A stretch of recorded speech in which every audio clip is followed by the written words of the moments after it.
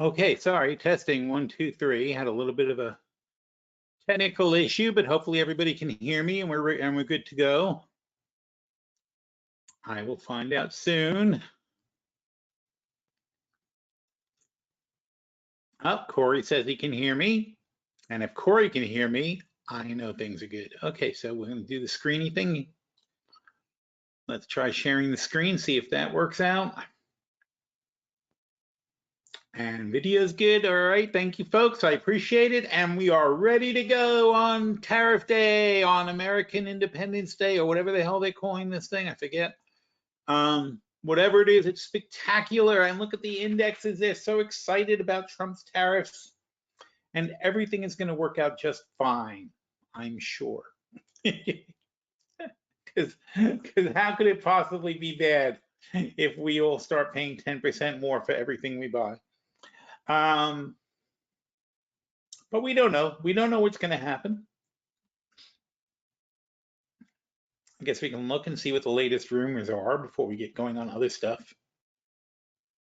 The internet is very slow here. There you go. All right. Right. I was going to look at, I don't want to get rid of that. I don't want to get rid of that. That I don't need. Who needs NerdWallet? So WSJ. See what they have to say for themselves.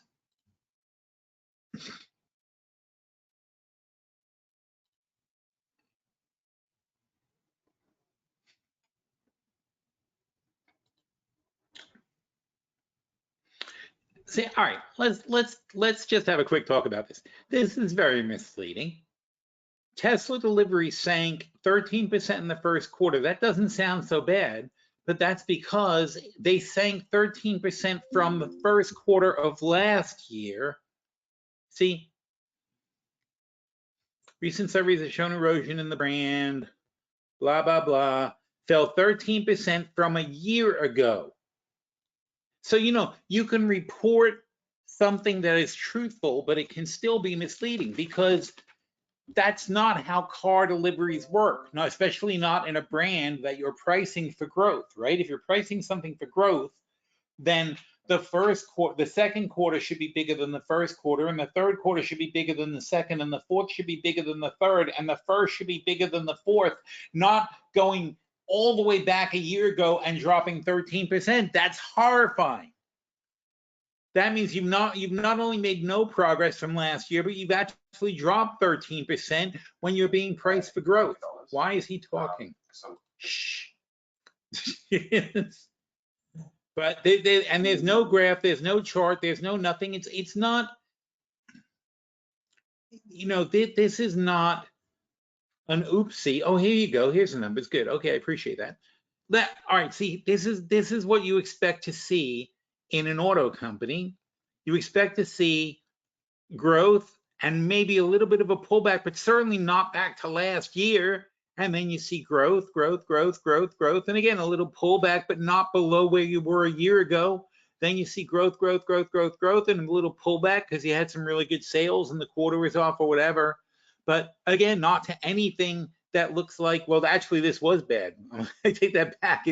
In the first quarter of 24, you actually fell below. So they had two instances like this.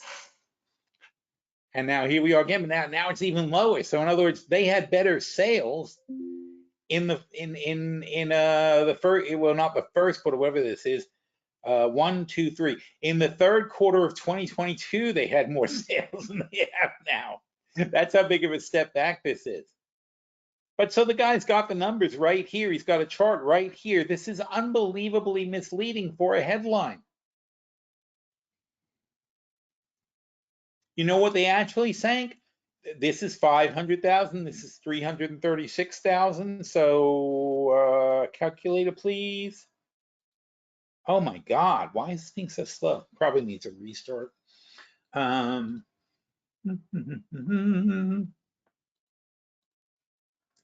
So it's 160,000 divided by 500,000, which was last quarter. And that's 32%. That's how much they're off. They're off 32% from last quarter. That's pretty bad. 13% doesn't sound so bad, but 32% sounds pretty freaking bad, right? 13%, you say, well, maybe this, maybe that. Maybe there is a little something, something. This is not a little something, something. This is a total catastrophe.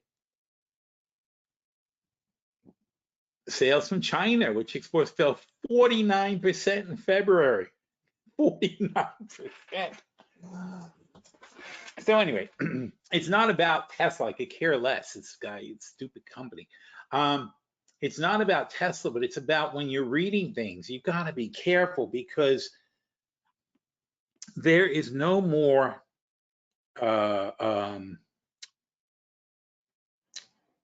there's no more free, there's no more truth. That's what I mean, because it's our way to put it. There's no more truth. The truth doesn't matter anymore. The press does not aspire to be accurate. The press aspires to helping their friends and attacking their enemies.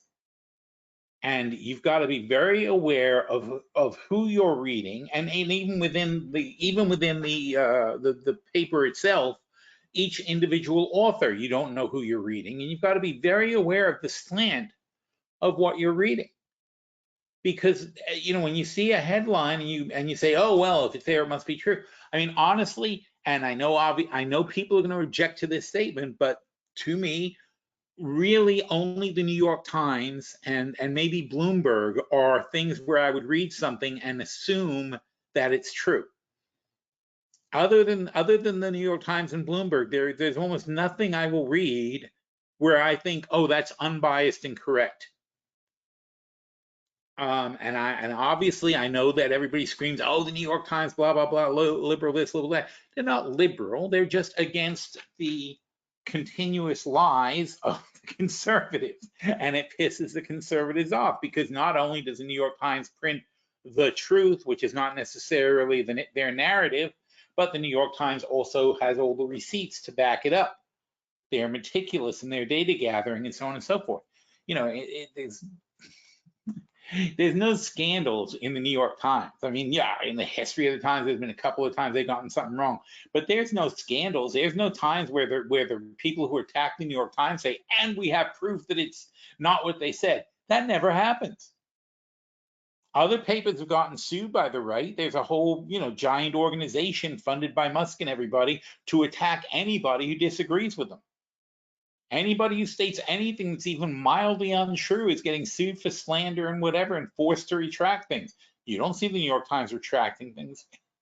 I mean, it's not that they don't want to catch them. They just can't because the New York Times prints things that are true and are backed up by valid sources and have fact checks and so on and so forth.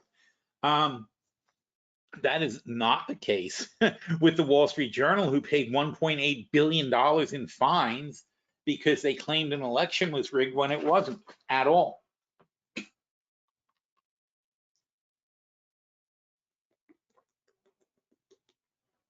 And the Wall Street Journal didn't change their editorial policies or anything else. They just paid the fine and continued to be Trump and Musk's best friend, which is very profitable in itself.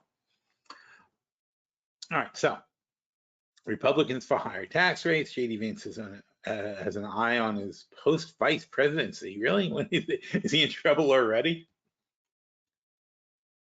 $6 trillion Trump tax increase, not on him, but on people who make less than him. Anyway, Trump and the GOP confront Elon Musk quandary. So meanwhile, there's nothing. I was looking for rumors on the tariffs, right? Stocks higher ahead of tariffs. President Trump is due to. So here you go. Here's the live report. Let's see what the latest rumors and whatevers are.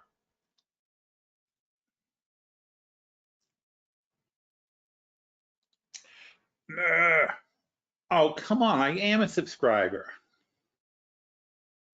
What?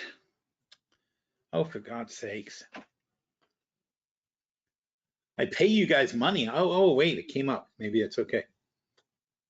I'm like, I pay you guys money and I'm not happy with it. Still, though, the Wall Street Journal, you got to read it. You can't not read it. It doesn't matter whether it's all true or not. So S&P up 1%, Treasury notes ticked up. blah, blah, blah. It's Liberation Day. That's what it is. Hard to remember. U.S. policy. He is due to announce sweeping tariff 4 p.m. Blah, blah, blah. Rose Garden address. Blah, blah, blah. I mean, these tariffs go into effect tomorrow, and they are not going to tell you until 4 p.m. So businesses have all of the time between 4 p.m. and midnight to prepare for whatever the hell happens here. Look at it. And you see, they're just dying for this narrative, right? Stocks rise ahead of Trump's tariff announcement. So what's going on here? It's being the stocks are being pushed up to make it look like the markets are welcoming these tariffs. You know, how long will the reality hold up until tomorrow when they announce them? Stocks rise ahead of, see that you can see that this is like a full court press of publicity going on here. What time is Trump's tariff speech today, and what will he announce? So exciting. Hakeem Jeffries. Ooh, they have a quote from Jeffries saying he doesn't like it. The dirty 15. Oh, I see. So these are the most tariffed countries. China, the EU is not technically a country, but okay. Mexico, Vietnam, Taiwan, Japan. Drops off a lot though, right? So, I mean, it's not going to break Taiwan or Japan if there are tariffs, even if it's 25% tariffs on $75 billion worth of trade, is not really the big, well, actually, I'm sorry, that's a trade deficit. So you have to look at, it's not that informative because this is a trade deficit, but out of how much total trade are we talking about? That's the thing. Well, what is the real deficit? How much do they buy from us? What do we buy from them? And then you're going to tariff all their goods, and then they're going to tariff all of our goods, and so on and so forth. It's a mess. It's a mess. All right. So anyway, so there's no actual rumors. It's just obviously there's positive headline spin coming from the conservative media that is probably influencing people to think tariffs are not going to be so bad, and we should be buying stocks just on that basis. Now, I don't want to say one way or the other because I'm saying we don't know. So, you know, we have a lot of what if analysis. I'll get to that in a minute, I guess. Let's see what we talked about this week, just to be quick about it. Oh, see if there's any questions too is important. All right, no questions yet. So, Monday, said, are we there yet? 55.80, very important to remember. Let's see if we can go. Oh, good. I can also go to right now. I just did because I just did a chart in the chat room. Da, da, da. I like that image. I had to do a bunch of tries to get that image.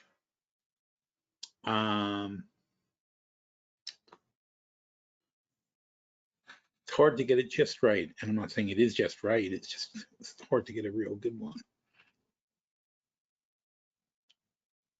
So I think the last thing I did pretty much. Here you go. So we started the week on Monday, 5580. And now, as of just now, we're at 5680. So we were 5580 Monday morning. 5580 is up about here on Monday morning.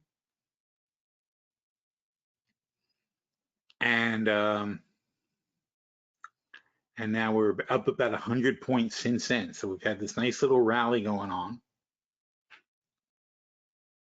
Oh, I'm sorry, 5580 in that chart was the close from Friday. And so this chart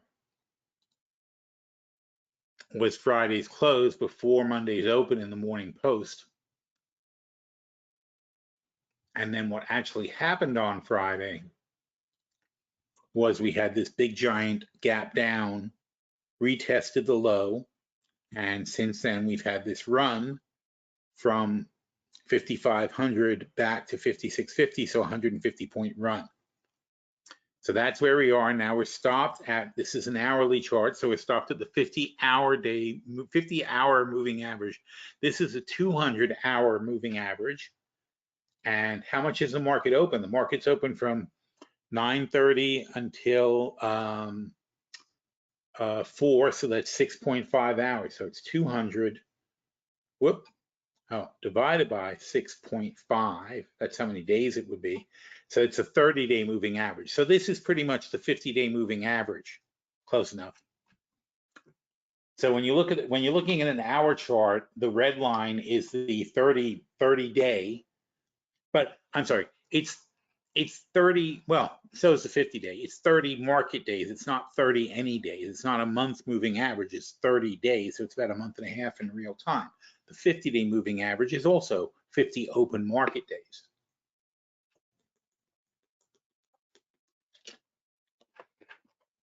But anyway, as a rule of thumb, when you're looking at an hourly chart, you think of the 200 as the 50-day moving average. And this is the 50-hour moving average, which is not much, a couple of weeks. Not even a couple of weeks, but close enough. Anyway, so this shouldn't be resistance. That is the main point. This is a nothing line. It doesn't mean anything. It's only 20 hours. I mean, sorry, it's only 50 hours. It's a 2-week. It's not even a 2-week moving average. So it's not a very meaningful indicator. But if you see it causing resistance, and you say, "Hey, wait a minute, why is that causing resistance? What if that's causing resistance? What's going to happen when it hits this?"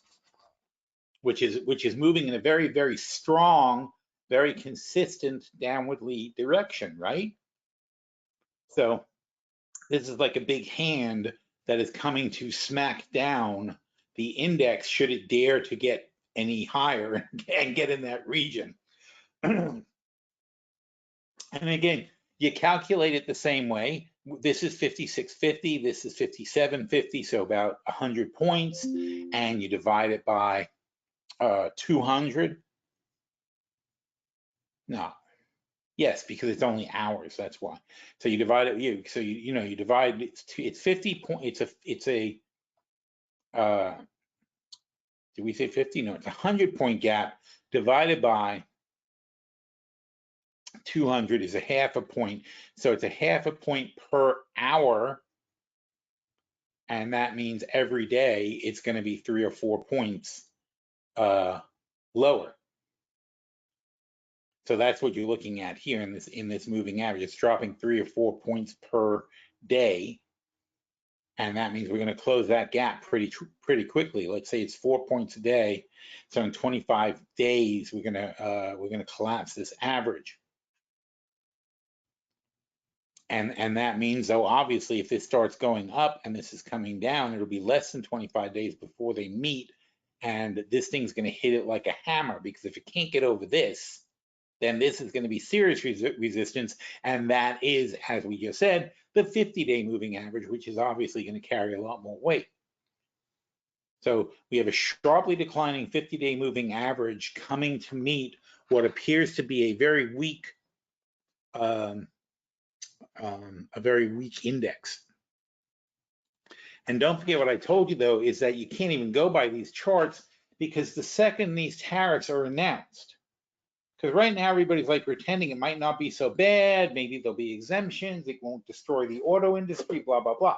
But once they're announced, it's a Schrodinger's cat kind of thing. You're opening the box and you're going to see what the tariffs actually are, and then the hard math will kick in, and by tomorrow, hopefully by tonight with our AIs, but by tomorrow, you're going to see a lot of articles in all of the various outlets that are going to be saying, this is how we calculate the tariff damage, blah, blah, blah. It's not going to be positive. I really don't see a situation in which you say, oh gosh, because what you're doing is you're causing damage.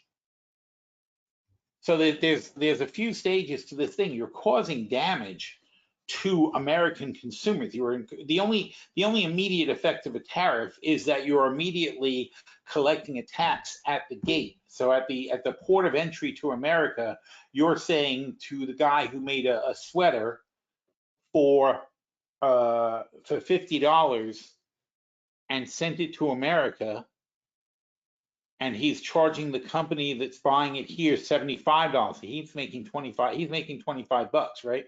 So he made a sweater for 50 bucks. He's selling it here for 75 bucks. You know, Macy's ordered 1,000 of them or whatever, right? And what we're saying to Macy's is, oh, and we're charging an additional 25% import tax on those. And so now it goes from $75, because that's what they're paying. That's the imported good price times 1.25 is $93.75. So now, even though the guy on the end still got only 50 bucks, now it's hitting the shores at $93.75. And that means Macy's, who has to lay out the tariff, is going to want to get that interest back for their inventory carry charge and the 75 they already expected to be laying out. And now the consumer, instead of paying, let's say Macy's marked it up 50%. So Macy's would have marked it up to 75 times 1.5. So it would have been $112, right? But now it's 75 times 1.25 times 1.5. They still want to make their margins. Now it's 140 bucks.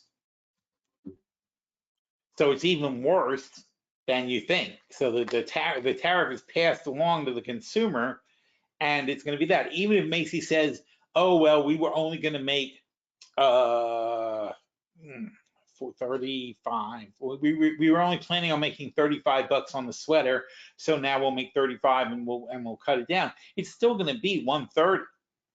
It was 112, now it's 130, and that's if Macy's decides that they're not going to consider, they're going to take the lower markup and try not to pass it to the consumer. They have to pass something to the consumer, or they start losing money.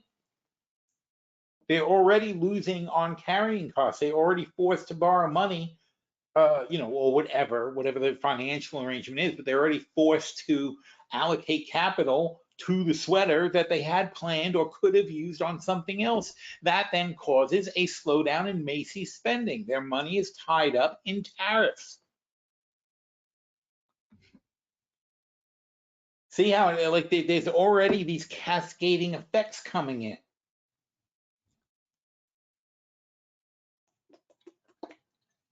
And don't forget, the poor sweater guy in Europe isn't making a penny, not one extra dime, nor is the shipping company making one extra dime.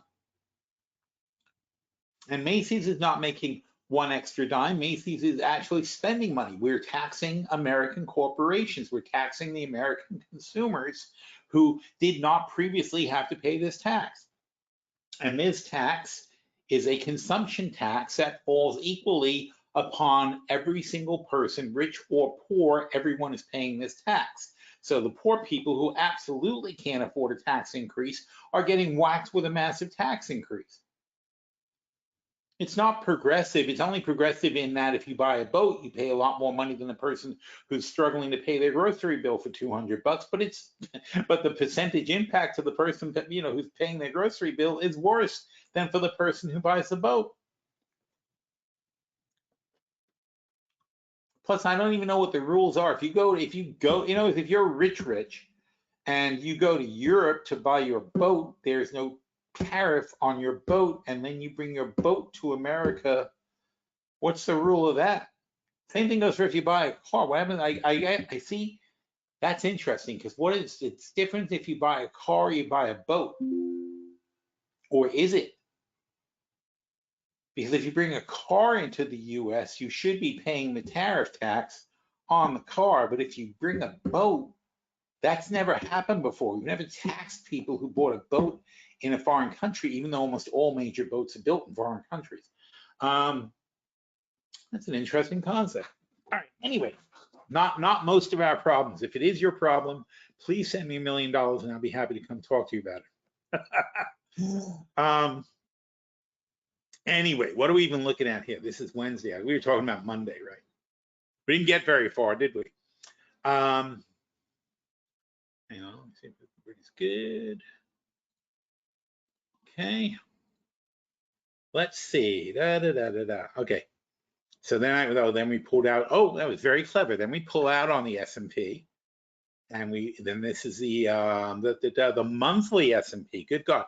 Well, that's bad though. If you look at the monthly, see, you look at this and you say, oh, well, this looks pretty oversold and blah, blah, blah. And look at the RSI and look at this and that. Like, it's all bullshit. You got to have perspective. That's an hourly chart. Here's the monthly chart. The monthly chart says we're barely bouncing back on the RSI. That we're almost certain to go back to 50. That's what RSIs do. They don't pull back and then change their mind very often. Usually when you hit 70, you're going to go back to 50. You hit 70, you're going to go back to 50. You hit 70, you're going to go back to 50. Is there any exception to that? No, there's not. So this time will be the exception. Oh, not only that, though, but look at the MACDs. I bet they also have a problem with this, right? Well, you can't, I mean, it's really about the blue. You get to the blue and you're going to have a sell-off. You run out of blue and you're going to have a sell-off. There's a sell-off, not much. You can get to the blue, you run out of blue, you have a sell-off, you run out of blue. I'm talking about the top blue. You run out of the top blue. Oh, you're going to have a sell-off. Look at that. You run out of blue. What do you think is going to happen? No, sell-off. Why? Because I hope not. That's essentially what the investor narrative is. When you look at it, you look at a chart and you look at these patterns and you say, well, this is pretty hard and fast, But again, I'm telling you that this time is different. And why is it different? Because it's worse. Because you take this chart and you say, now let's see what the chart will look like when we have a 10% tax on consumers with no benefit. Remember, there's no benefit. You're getting the same frickin' sweater that used to cost $112 retail, and now you're getting it for $130 retail. Okay, there's no benefit to you. The sweater didn't change, it didn't improve. It's not better than the sweater you were gonna buy. It just cost you more of your money.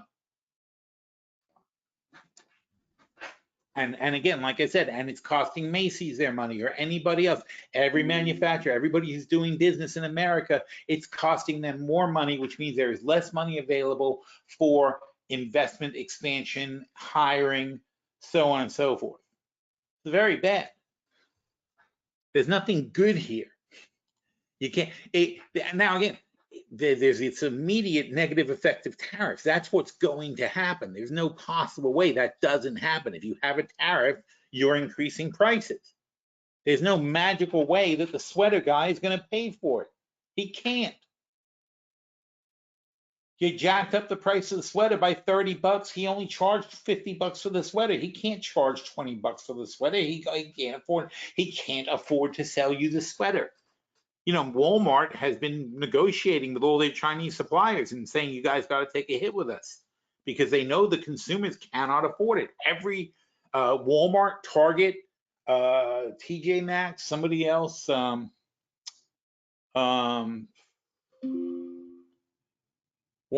Target, TJ Maxx, anyway, another big retailer, all the CEOs said, we can't do this. They said, we can't pass these prices along to the consumer. They can't take it.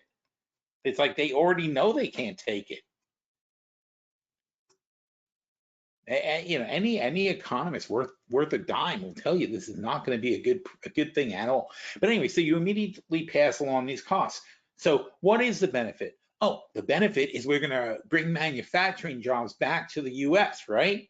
So the benefit is Luigi, who knitted the sweater in Italy for 50 bucks, is going to, instead of, by the way, let's keep in mind, yes, we are a high-end consumer market in the US, but we are only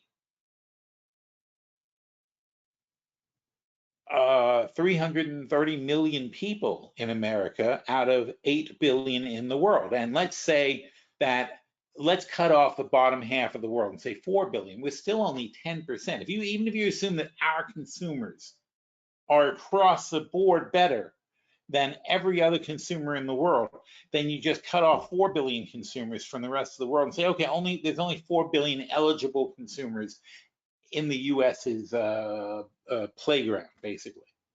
There's only half of the world can play in that playground at all. Even if you say it's a quarter.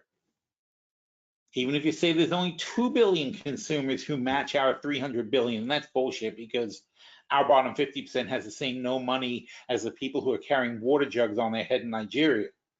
They have no money, we have no money. It's the same no money. They live paycheck to paycheck. They have no savings. If anything should happen to them, they'll die of starvation without a social safety net. That's the same as the people in Nigeria, except the people in Nigeria know how to fetch water and farm. And so they'll probably outlive us in a real catastrophe. So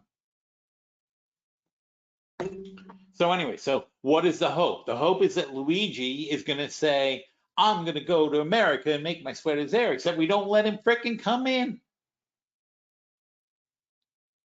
So what's the hope? That Luigi will want to set up a sweater factory in America and sell his sweaters in America, rather than go to the other 80+% of the world and sell his sweaters there. He was selling them to Macy's. Now he's going to sell them to Marks and Spencer's in London.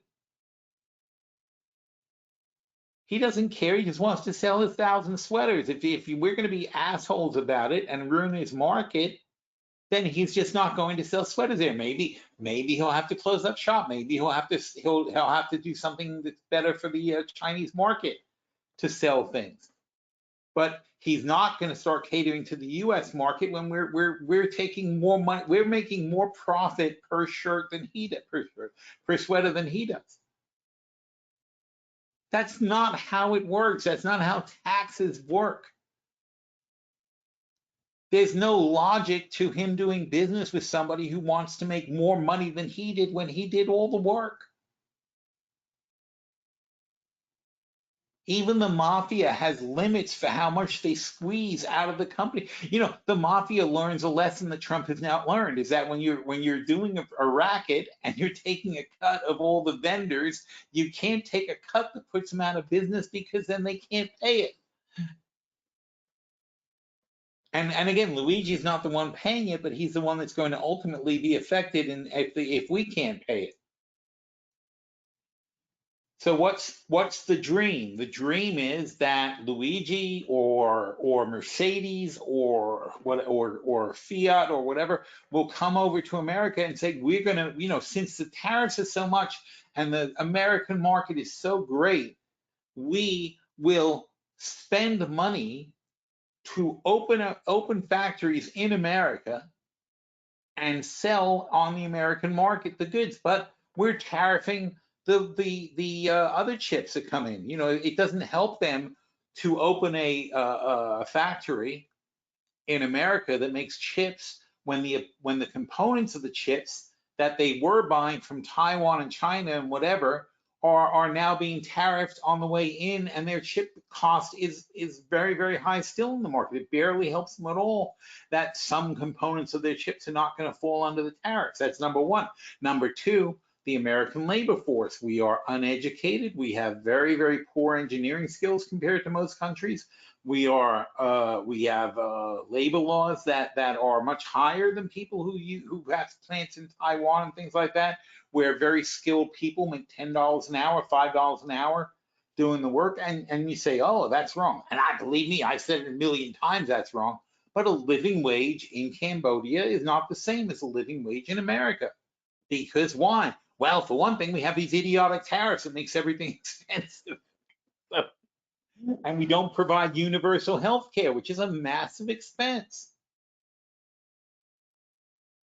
There's another reason that chips are cheaper out in other countries, and people can work at other, you know, why can you work in a factory in Taiwan for $10 an hour when you have a master's degree in engineering and so on and so forth? Well, for one thing, for one thing, when you retire, you're going to be taken care of by the government. For another thing, when you're working, you have health care provided by the government. And should you lose your job, there's tremendous social safety nets protecting you, provided by the government. So a lot of stuff that you would ordinarily be worried about is nothing to worry about over there, and it makes for a different kind of labor force. So when you move your jobs to America, you now, as a company, are going to pay a higher amount to the U.S. labor force when they are themselves provided with less government services for the amounts that you're paying them, which seems to make no sense. And it does make no sense. We're the only industrialized nation that does this to its people. Oh, I'm sorry. I guess Russia also.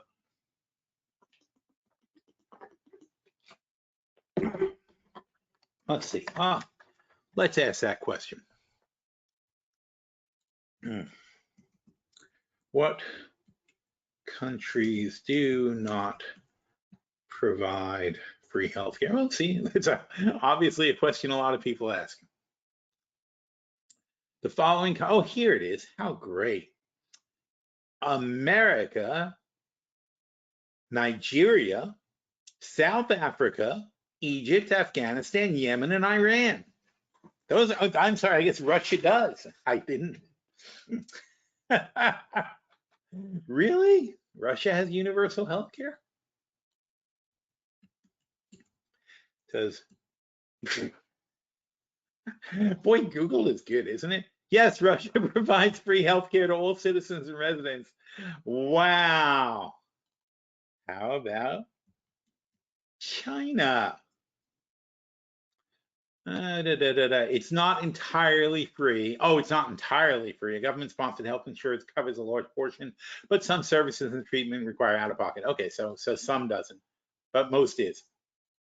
So yeah, so it's us, it's Nigeria, it's South Africa, although it's a mix of public and private, Egypt, Afghanistan, and Yemen and Iran. See, that's that. This is our group. These are our people. So the idea is to entice corporations to bring jobs to America from places where they get guaranteed health care, retirement systems, social safety nets, so on and so forth. You know, so, and also how long would that take? Even assuming they want to do it, even assuming that they could find the construction workers, another shortage we have in America, even if they have the raw materials, another problem we have in America, and it's going to get much worse with the tariffs. Even if all this stuff was desired and wanted and companies had the money to do it and they could run over here and start building factories, it's still going to take 3 years, 5 years for the factories to be built. And then still the problem of them hiring the labor force and so on and so forth. And if that becomes a problem, if a lot of people want to come over here and start building factories, and labor costs are going to go through the roof, the demand for labor will go up. And we don't have a large skilled workforce. We have a large unskilled workforce, but we do not have a very large skilled workforce because we are very poor at educating our people. Because again, another thing that's not free in America, that's basically free in other countries, is education. Other countries consider their people to be a natural resource, and they educate them and bring them up, and they have child food programs and make sure the children are nourished and able to go to school, and that mothers have daycare and so on and so forth, so that they can have jobs and leave their kids for school, so on and so forth. This is all perfectly normal stuff in the rest of the world.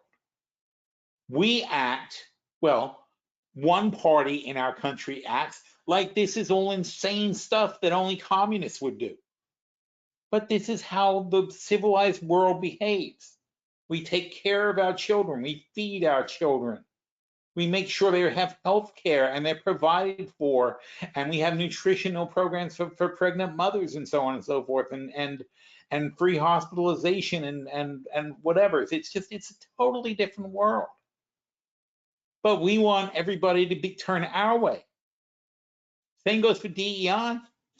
DEI is how the rest of the world works. Trump is now penalizing companies that do business, overseas companies that do business with the United States. Trump wants them to sign affidavits saying they will not engage in DEI practices. So in other words, Mittal Steel wants to sell steel to the US Army, they have to renounce DEI programs in their own company just to do business with the United States. Now, I don't know how that's going to go. That'll be interesting.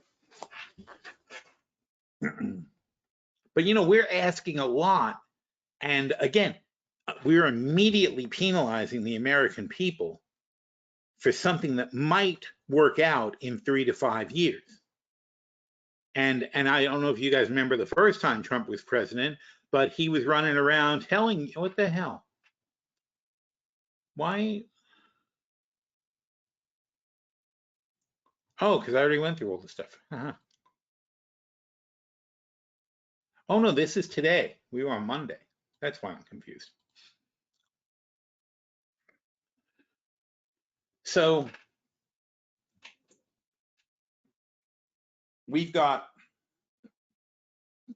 all these taxes coming and they're going to hit us hard, and the benefits are years down the road. And the first time Trump was president, Foxconn, right? It was Foxconn was going to build this gigantic factory in Wisconsin or something like that, and he was going to hire 100,000 workers, blah, blah, blah, blah, blah. And what actually happened? Nothing. Nothing. It was all bullshit. None of it happened. And that's because they were just telling Trump what he wanted to hear to get him to shut up, which is what, frankly, Asian companies do this all the time. Asians, Asian companies don't like to say no, so they say sure. And if you never did business with the Asian companies before, you'll be like, hey, they said okay. And it's like, did they sign a contract? No, they said they do it. They don't work like that. They just don't like to say no. You're gonna have a hard time getting a hard no from an Asian company. They're gonna say yes, we'll talk more later. Sounds like a great idea. We love what you're saying. Have a nice day. We'll be back real soon. That's how they talk. That's how they negotiate. It's a cultural thing. It's not that they're being sneaky. That's just the cultural thing. It's very impolite to say no. They don't say no, and it's understood by each other that if they don't say yes, they're saying no. And there are degrees of how they say no that make you feel good or bad about it. It's like, you can say no in a way where you're like, I'm very open to doing something else, but not that, but they're going to say yes in a non-committal way. And Trump, of course, will take that as a yes and declare victory and blah, blah, blah. Meanwhile, there's no yes at all. And we saw this, it already happened. This was just pissing me off on Monday because I'm so disgusted by this thing where they're just taking people off the street now. They're taking people who fly to America and sending them back from the airport. Don't even let them in the country. So you got a whole vacation plan with your family, and they're taking their phones and they're checking to see if they said anything anti-Trump. If they've spoken out against the administration, they don't want you here. Go back. And you find that out when you land. So that's a little kooky, and it's obviously very much against what it used to mean to be an American. That's why there's the first. Everybody loves the Second Amendment, but the First Amendment, that First Amendment, that's the one above the Second Amendment. It's a warm-up amendment, so we don't really count that one. The Second Amendment, third, fourth, fifth, nah. The Second Amendment is the one that we defend with our lives. But the First Amendment, I'm vaguely aware of it, but not important. So anyway, unless there is significant change in policies, and unless we have spectacular earnings from corporations who have already been issuing us warning, it is more likely that the long-term market pullback continues. And here's where we are so far. We came down from the 52-week highs. We basically have dropped all the strong retrace lines, and that puts us where the strong bounce lines need to be our support. And so right at this moment, the S&P 57 Well, that's the future, so it's a little below. Basically, at the moment, we're right up here, the strong retrace line for the S&P. So since Monday, we've moved up and we turned this green. And holding the strong, most important to hold the strong bounce line. We haven't held it for 2 consecutive days yet, but we are holding it now.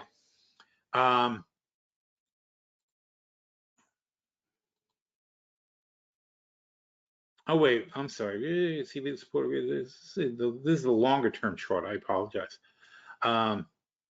This is the longer term chart. So this isn't about a weekly move.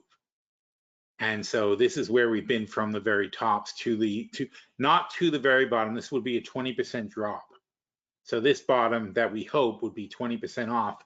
And that's what we've been predicting since last year, that we drop back to these levels. So far, the NASDAQ has really tested this area, but nobody else. The Russell, yeah, well, the Russell did just go below 2,000 this week. So the Russell is below 2,000. And that's obviously testing the old bottoms. Haven't hit them yet, but we've been testing the old bottoms. I'm sorry, that was a longer term chart. I thought it was a shorter term.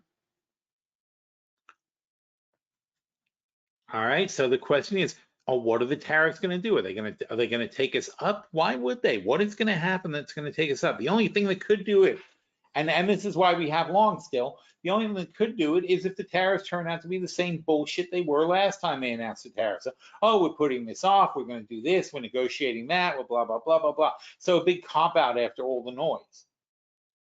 That's possible.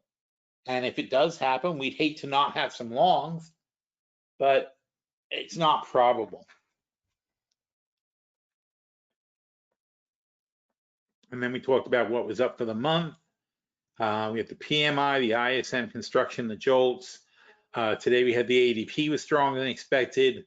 Factory orders, a little bit better, but not really better. I don't know how the EIA went. I don't really care right now. It's not important. Tomorrow we have PMI, ISM, but tonight's what's important. See, Adriana Kugler is speaking after Trump is supposed to announce, but he'll still be talking. He comes on at 4 o'clock. You think he'll be done talking at 4:30? What planet is that going to happen? And then we got some earnings. We have RH tonight, but nobody's going to be paying attention. Here's ConAgra. They're fun. Here's Guess is going to be interesting. So we'll see how they do because we have Levi. So we talked about that Monday. And these are the regular analysis. I'm looking for different analysis. Oh, the Chicago PMI got a little bit better. Here's Newsmax. We thought this was a big deal. You're up 650% on Monday when the IPO began. They opened about 10:30, 11 o'clock, and they shot up like crazy. They're double this now at least. They're more than double this now. It's a crazy stuff. This is freaking Newsmax. They don't make any money, and they don't. It's like a little stupid online news thing. It's like the Drudge Report.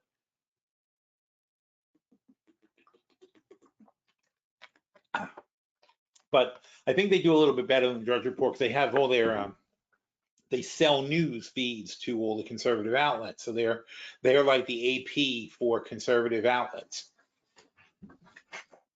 But again, it goes back to the same thing. But this is how messaging works, because Newsmax is the main messaging outlet, and that's why you have such uniformity with the conservative news outlets. That, in other words, somebody can start a story on Newsmax, and in 10 seconds, articles are being written all over the country in every possible paper and magazine controlled by conservatives that reflect the narrative of the story that Newsmax puts out. That's why you have such uniformity in messaging in conservative outlets, because they all take their feeds off of Newsmax, and that's their function. So a lot of conservatives are willing to put money into that and believe in it, and they also want them to succeed because they need that outlet. That's how they coordinate their responses. Rocket Mortgage bought these guys, which is actually good. We decided that was actually a good thing. It's probably a good trade. Magnificent Seven hitting their support down here. Really terrible retrace for them.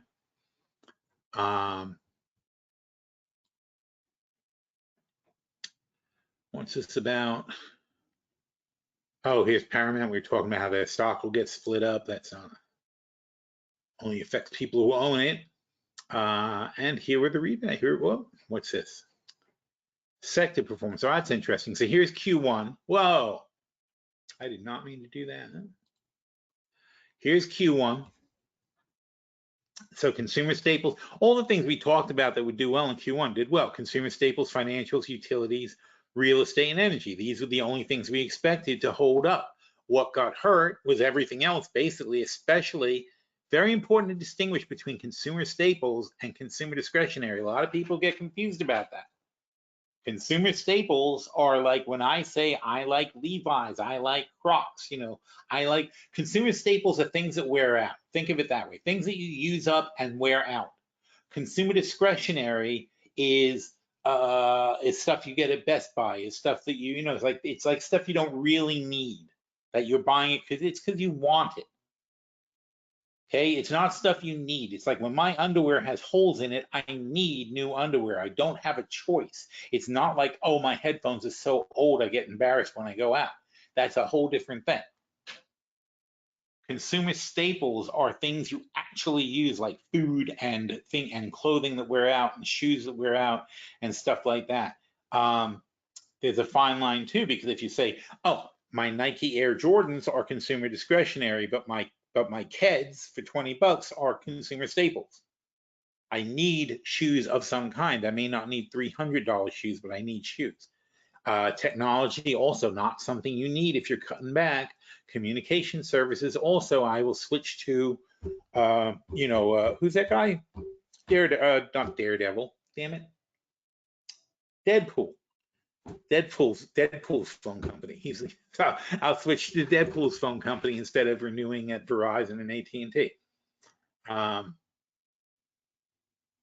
Healthcare also not doing particularly good, but that's for other reasons.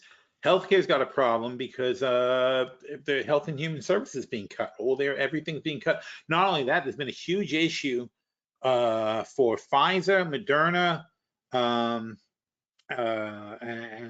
and whoever made the other vaccine. I forget who it was now, but they're making noise that they might sue them for overcharging or something during COVID, and it was all done under the government's auspices. All the prices were set and everything was agreed to. It's all bullshit, but it just sounds scary if the government's saying, "Oh, we're going to investigate you guys." So they're getting sold off a lot.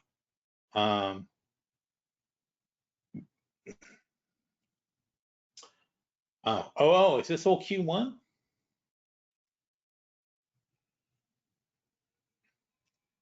Oh no, he's talking about the day. Okay, the day's action we don't care. Because we have a Q1 report I want to get to. All right, so that's that for Monday. And that was the last day of the quarter.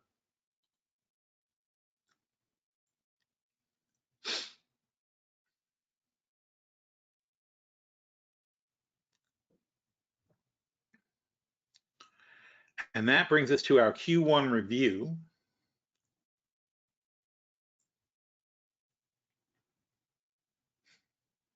And yeah, we had, when I loaded, it's amazing, and you don't realize it's like there's 2,000 pages of posts and comments. Now it is 90 days, and apparently we do about 10 pages a day of posts and comments.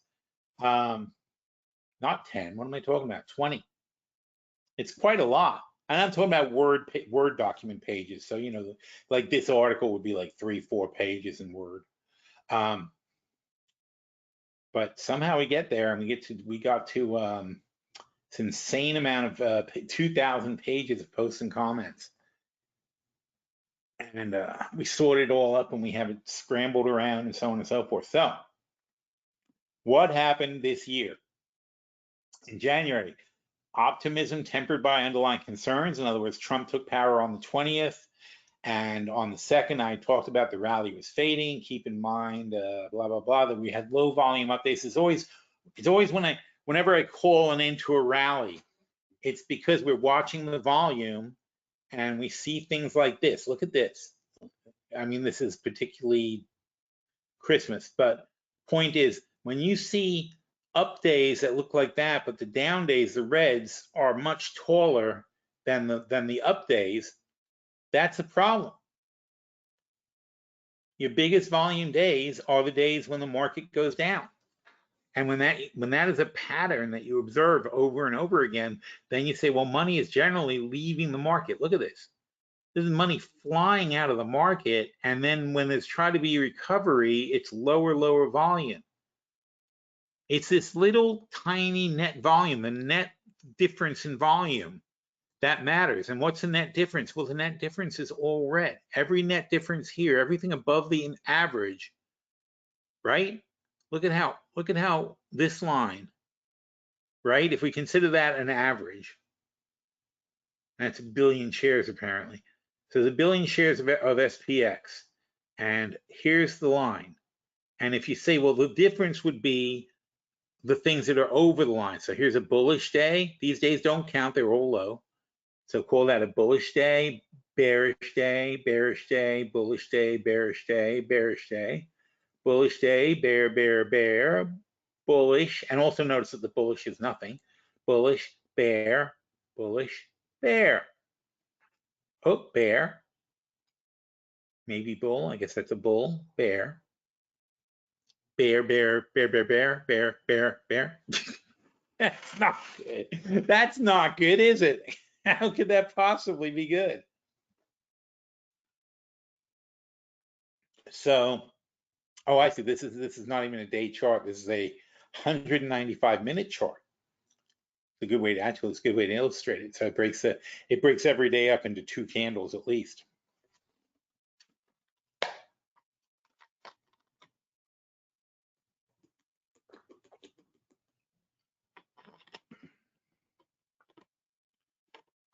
And again, looking on that chart, we already had a death cross. We had a death cross earlier this month.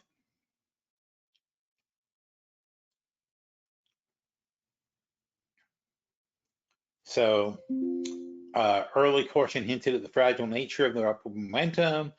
We did a top trade report for Nucor. We had concerns about the economic and political uncertainty, and that grew into a recurring theme.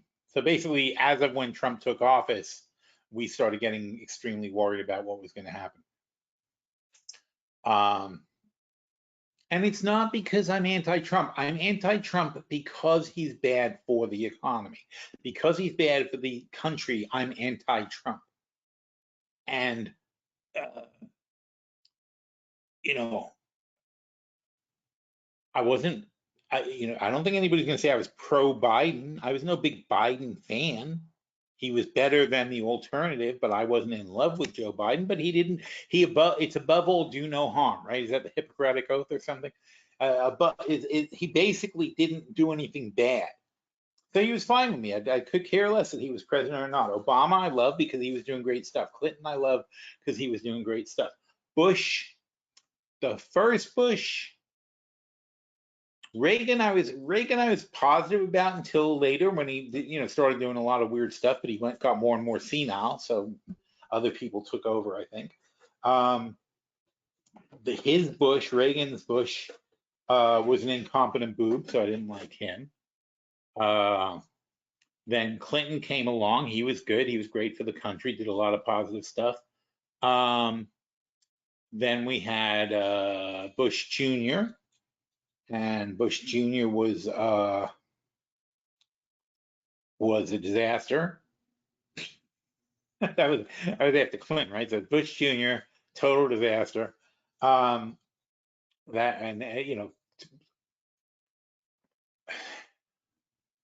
mean, to some extent, we had 9/11. So who's going to do well after you get attacked like that? But who's leading up to 9/11? If you really looked at the reports, and it was considered unpatriotic to do so.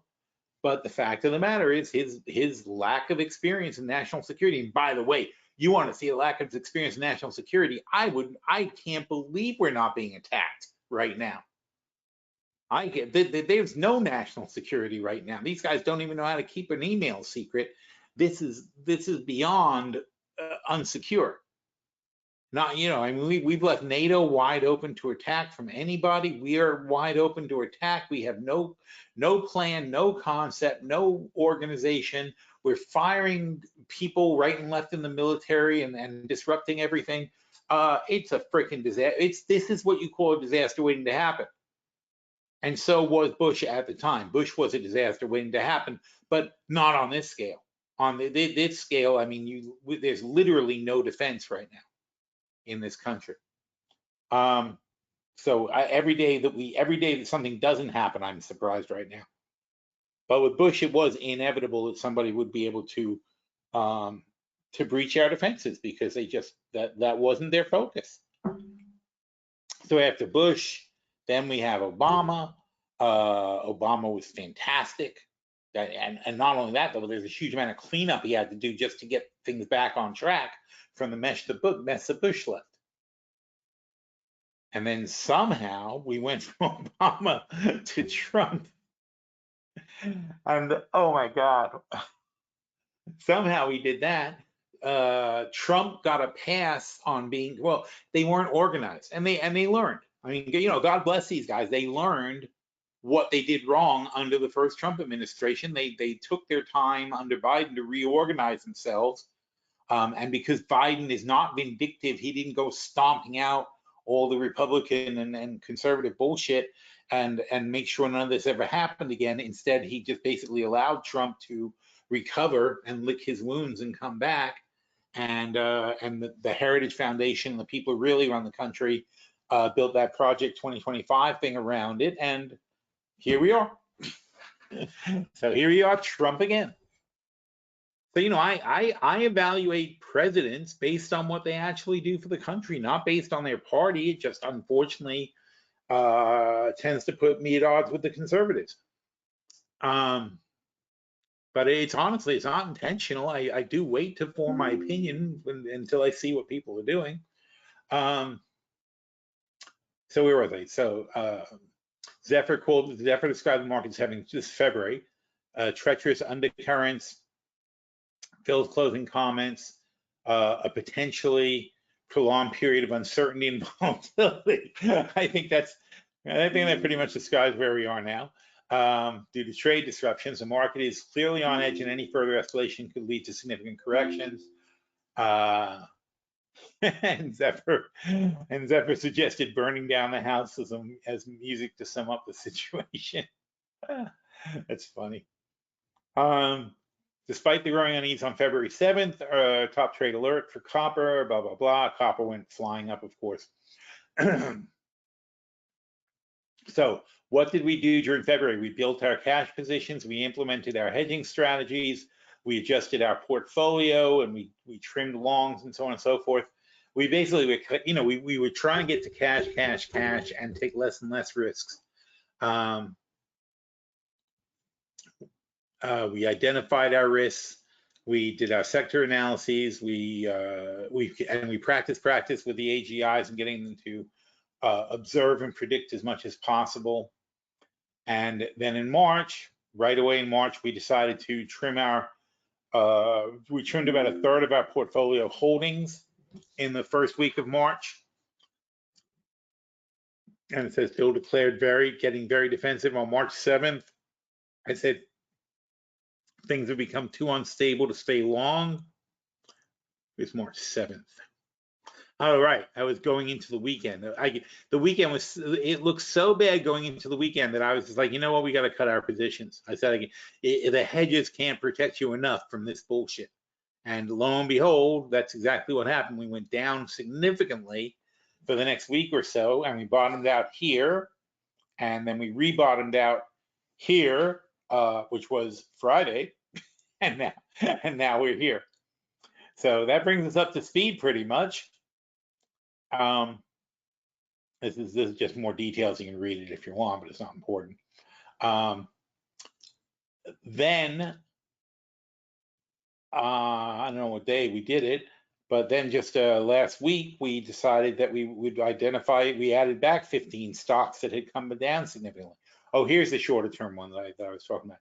So we haven't, on the short term weakness, the week on, in other words, this is not the whole chart. This is just the this is the hourly chart, and this does not show you the big picture of where we could fall, which is another, this is 10% basically. This is half of our drop zone. So the bounce lines for where we are now are here. If we can't get back over the strong bounce line, and we're nowhere near, you know, we're not there. If we can't get over the strong bounce line and this 200-day moving average keeps falling like this and the 50-day move falls like that, or 50 hours, whatever, let's get back to the beginning problem. But if we see this thing, and this, notice how this curve has gotten stronger. When we looked at it before, it was stronger than it is now. And if we can't get back over that strong bounce line, we are basically just consolidating for a move lower, 10% lower from where we are now. And that's probably going to start tomorrow. Unless something miraculous happens starting tomorrow, all hope will be lost. Because right now, that's all we have, is we have hope that Trump is going to take the more sensible, more, gentler path to tariffs and say, you know what, we're negotiating with this one, we're negotiating with that one, we're not going to enforce this, we're going to delay that a month because we're talking, blah, blah, blah. That's how we're handling our tariffs. That would be nice. But that's very unlikely to happen. And if it does happen, good, we got plenty of longs. If it doesn't happen, oh my God, we are so screwed. And we are going to have to start cashing out our longs again. When in doubt, lean towards getting back the cash. See, I already said that.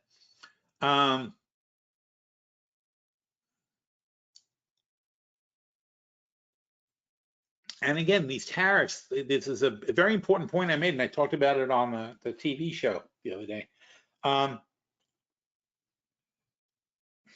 fundamentals that went into making up this chart and give you these technical signals are changing. Usually you look at a chart and the underlying fundamentals are what they are from month to month and year to year.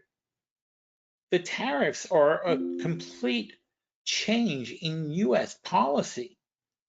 It's causing Luigi to sell his sweaters somewhere else. It's causing everybody to decide if they want to even be a partner with the US anymore, and some will and some will not. And everybody, though, will be passing on higher, well, it's not passing on. Luigi, like I said, he doesn't get any money from this. It's not his choice. He's selling a sweater for 50 bucks. In fact, he sold a sweater in October at the fashion show to Macy's, who ordered 1,000. And between October and now, he makes 1,000. And come March, Macy's is expecting to have him in their showroom. All right, or July, or whenever it is, or for the fall, whatever they're planning to do. They placed their order last fall for the next year's lineup, and they have, because Luigi's got to know how many sweaters he needs to make. He's making 1,000 sweaters. Those 1,000 sweaters are already on a purchase order to Macy's, but Macy's thought they were going to be able to sell them at a certain price point, and now they can't. So that disrupts their business. If there's a way they can cancel for Luigi, he just gets screwed and he has to find somewhere else to sell the sweaters. But if the sweaters do go through, it doesn't matter that all this stuff was done a year ago or 6 months ago. What matters is the day that it hits the day it hits the customs in America. That's the day the tax goes on, and that tax is paid by Macy's, not by Luigi. And Macy's passes those extra costs on to the consumer to pay it, not back to Luigi, as Trump would have you believe. There is no possible way, other than Macy's putting pressure on Luigi to charge them less, there is no possible way that Luigi is being taxed. He doesn't pay 1 penny to the United States under any circumstances. That's not what a tariff is. A tariff is a tax that you pay when it hits the shores at customs. And the person who pays it is the person receiving the goods.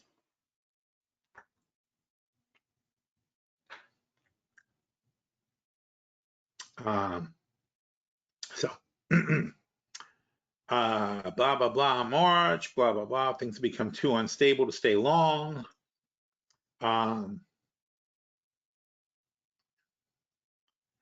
I actually sent out a top trade alert. I've never done that before. You sent out a top trade alert to get out of positions.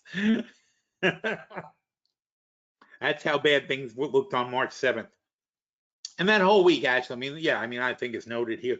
The whole week of March 3rd through 7th, we were talking about whether or not we would go to cash or what we were doing. And I decided to at least double up. We doubled down on our hedges and we took away 1/3 of the longs, which means that the hedges were now much more powerful because they were covering a lot less positions.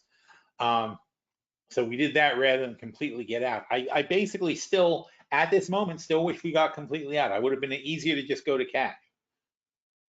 But I didn't want to rebuild everything and redo everything. And I did like the positions, and we did have a lot of hedges, and we'd be able to put more money into our longs. So we shall see.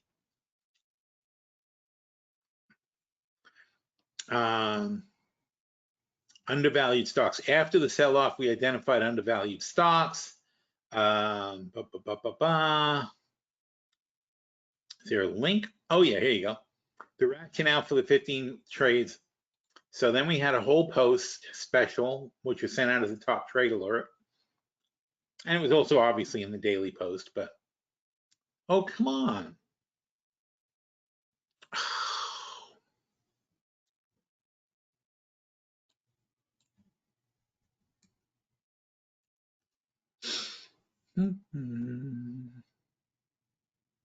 Remember me.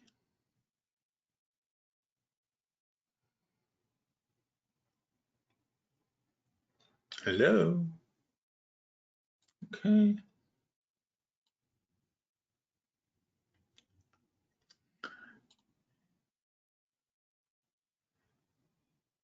There we go. Now it's working.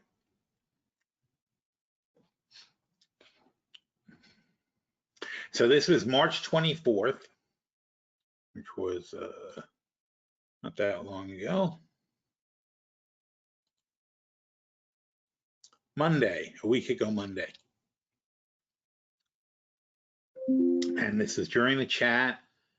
And I said in the LPT, meanwhile, also with no changes, well, it was at 4.2 million. And that was up 40,000 from Thursday, blah, blah, blah. And I said, that's a new record. So, we had a record because we played it exactly right. And we were actually making money during the downturn. So I was like, well, in that case, we can afford to do this. And so what did we do? We added Lennar, but we only sold the puts in the short-term portfolio. We did a full play on Macy's. We did another full play on Macy's. So we obviously really like Macy's. In Micron, we just sold the puts, and that's for the LTP. But, selling the puts means we're going to keep our eye on it. It's not a heavy commitment. ON, we did a full position. Oh, Ozark, I love them. We did a full position. Disney, full position in the butterfly portfolio. So we're full position looking to make money. Target, full position. Foot Locker, and again, this consumer, consumer discretionary, consumer staples. People need shoes. I like those in a recession. So we did those twice in the income portfolio and the $700 portfolio. VFC, we did a bull call spread for the 700 a month portfolio, and in the short-term portfolio, we sold some puts, which I forgot to highlight. Whirlpool, and again, Whirlpool is also a staple. You need washing machines. Eventually, you need a washing machine. You can put it off, but eventually you're going to need one.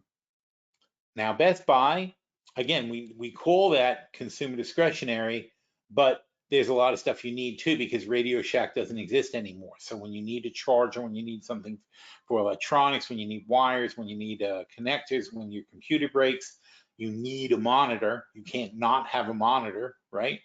So they're on the cusp. There's a certain amount of need to Best Buy, and long term, I like them for that. But still, we put in the LTP. Whenever you see let's sell 20 June 80 calls, it means we like them, and the 75 puts, we're using them as an income play. We're not really expecting a lot of growth out of these guys. And here's Levi's, and again, it's something that wears out that consumers need.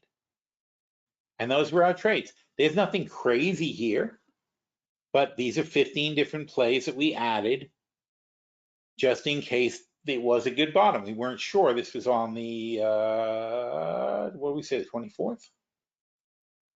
Oh, I can see it here. So yeah, it's on the 24th. So going back here, this was the 24th. So, you know, we thought maybe we'd hold the weak bounce line because we had been holding the weak bounce line here. And I said, you know what? These are ones that if we do go lower, and I don't mean here lower, I mean 10% lower. If we do go 10% lower, I don't mind adding to the positions because we have plenty of cash and plenty of hedges. So we don't want to buy nothing when these things are all on sale, because what if we're wrong? What if everything went great? What if these tariffs come out and everybody goes, oh, Mr. Trump, you've really done it. You've really beaten all of our adversaries, and now we've got a great trade relationship with everyone, and it's fair and it's balanced, and everything's good, and the United States is now going to have many, many more jobs, blah, blah, blah. If that happens, we'd look like idiots, right? So what are the chances? Holy shit. Anyway, so it doesn't matter though. It's the same thing. It's no matter how bullish you feel, you should always have hedges. And no matter how bearish you feel, you should have hedges. And when you're bearish and you have hedges, the hedges are called longs. That's all. All right, so that was that one.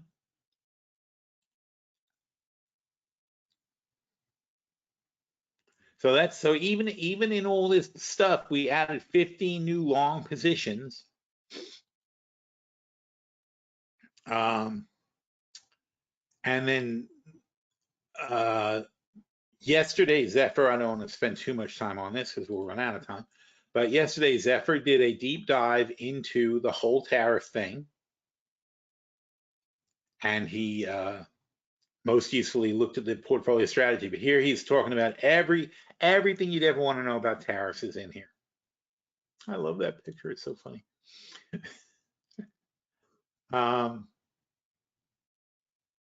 So what is likely to happen? Why Canada and Mexico may escape the full targeting? The logical reason that they should escape it is because we have NAFTA, or the USMCA as it was renegotiated under Trump. So it's his own deal that we already have negotiated with Canada and Mexico. And you know, no matter how badly you think about Donald Trump, and no matter what you have against him, you still got to realize the guy's going to sit there with Mark Carney, who's a very sharp cookie, by the way. He's the new Prime Minister of Canada, used to be the head of the Bank of England.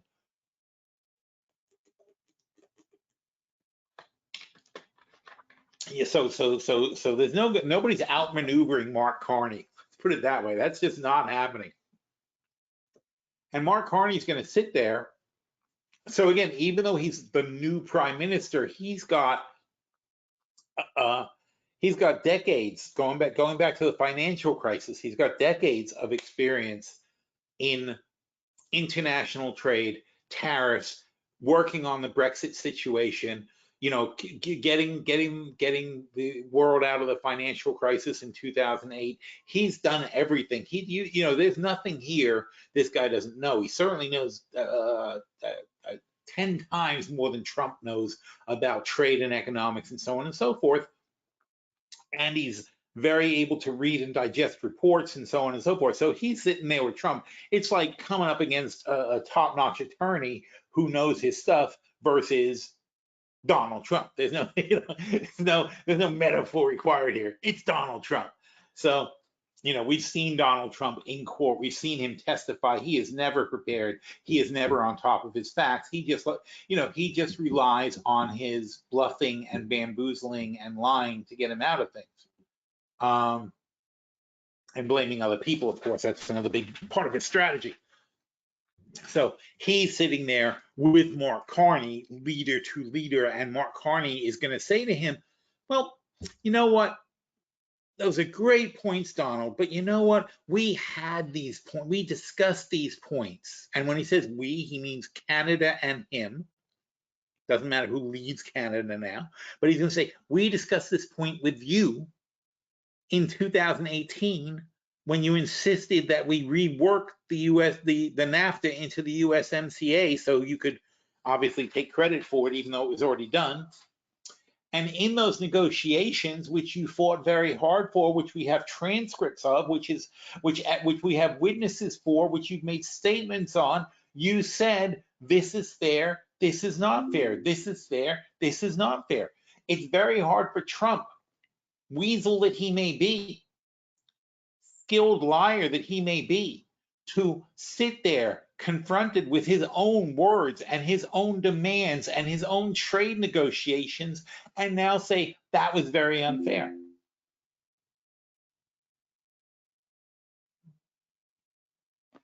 Even when he's talking to Canada, who he badmouths all the time. And this is the thing, Carney is a powerful leader. He's the kind of guy that Trump ends up scraping, you know, bowing to and scraping to. All right, Carney's not an evil dictator, but he is a powerful guy, very in command kind of guy. I don't think that's going to go well for Trump at all, dealing with Canada. And by shoring up with Canada, it's a USMCA, it's also with Mexico. It's going to be hard for Trump to knock out the Mexican, and especially because the Mexican leader is a woman. That's also it's outside of Trump's field of expertise in dealing with women. You know, other than women he can dominate. So a woman who's in a leadership position is going to be very hard for Trump to get over, and she's going to follow Carney's lead because she's not stupid, and she's going to let Carney do most of the negotiating on this thing, and then she's going to say, hey, it's us too, we have the same issues. And you got to realize, like, the reason that all this manufacturing moved to Canada and Mexico in the first place is because we made the agreement that we do it. Ross Perot said this is what's going to happen when you sign NAFTA. You're going to send a huge amount of jobs that are going to leave the country to go to Canada and Mexico, where they're going to build factories where they have cheaper labor and so on and so forth. That's what happened. But the free trade agreement was worth the disruption in jobs force at the time. We'd argued this back and forth and sideways for 10 years before they got to the agreement. So, and Canada has the ability to hit us with tariffs, and Canada doesn't. And that's the other thing. Canada doesn't export enough. This is a problem.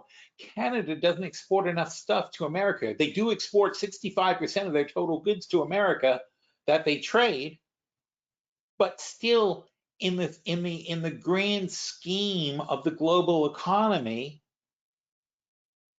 it's not much because Canada doesn't produce all that much goods. They only have 1/10 of our population. They have 1/10 of our GDP. So the total amount of goods we're talking about is not, it's hundreds of billions, not trillions. And what is this? Is this a number? Trade good imports from, oh, here you go. Import from Canada, $415 billion. Imports from Mexico, 498. Export, oh, here you go. This is a key. Canada, 415 to us, and they get 350. They buy 350 from us, even though it's a fairly small country. They buy a lot of stuff. They're way smaller than Mexico. They buy as much as Mexico. Obviously, they're much smaller than China. China only buys 146 billion.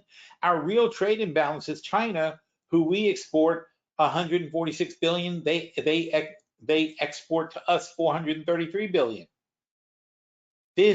these numbers are really caused by NAFTA because we set it up so that factories would be built in Canada and Mexico instead of America. But the imbalance here, 349 to 415, is $70 billion. The imbalance here is a lot more. It's $160 billion. 70, 160, 300. So it goes up from there. But Canada's $70 billion trade imbalance is nothing. So all they really have to do to balance their trade is to send $70 billion worth of stuff, which would be not even 20% of their stuff. They send it somewhere else besides America, and then we'd be balanced in trade with Canada.